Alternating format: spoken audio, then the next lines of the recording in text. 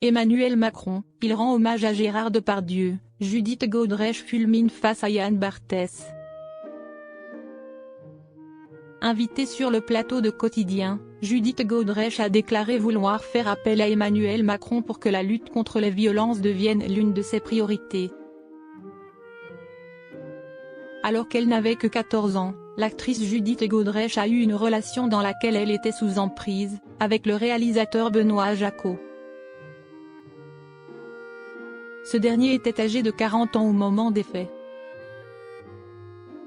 La scénariste a décidé de briser le silence en portant plainte pour viol sur mineur de 15 ans par personne ayant autorité à la brigade de protection des mineurs, a rapporté son avocate Melor Hennick à l'AFP. Elle a également accusé un autre réalisateur de violences sexuelles, Jacques Doyon. Mais ce 19 novembre dernier, Judith Godrèche a annoncé avoir reçu une plainte de ce dernier pour diffamation. Invitée sur le plateau de Quotidien ce vendredi 29 novembre, la militante de 52 ans a évoqué son combat pour aider les victimes, mais a aussi pointé du doigt le manque de mesures prises par le gouvernement. Judith Godrèche, la prévention n'est nulle part. Notre faiblesse, si est notre force. Si est à dire que nous ne cherchons pas à être élus, nous parlons pour justement que les politiciens s'emparent du sujet, en fassent quelque chose et fassent changer les choses, explique-t-elle à Yann Barthès. Dans les récentes annonces de Michel Barnier, Judith Godrèche souligne que la prévention n'est nulle part.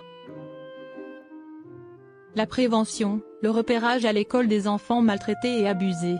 La violence, elle commence tout petit, dans les familles.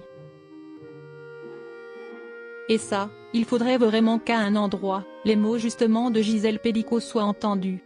Ces mots-là, pas d'autres mots. Que fait-on dans notre pays à propos de la domination masculine?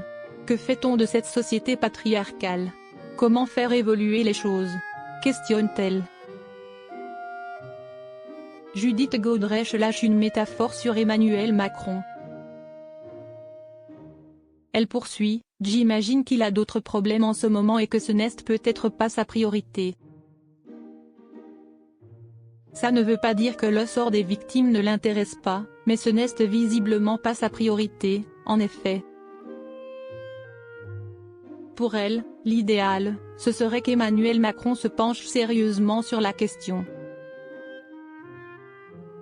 Il va falloir être beaucoup et très nombreux pour que cela devienne la priorité de quelqu'un, et dans l'absolu, je pense qu'il faut que ce soit la priorité du président de la République, ou une de ses priorités, déclare-t-elle.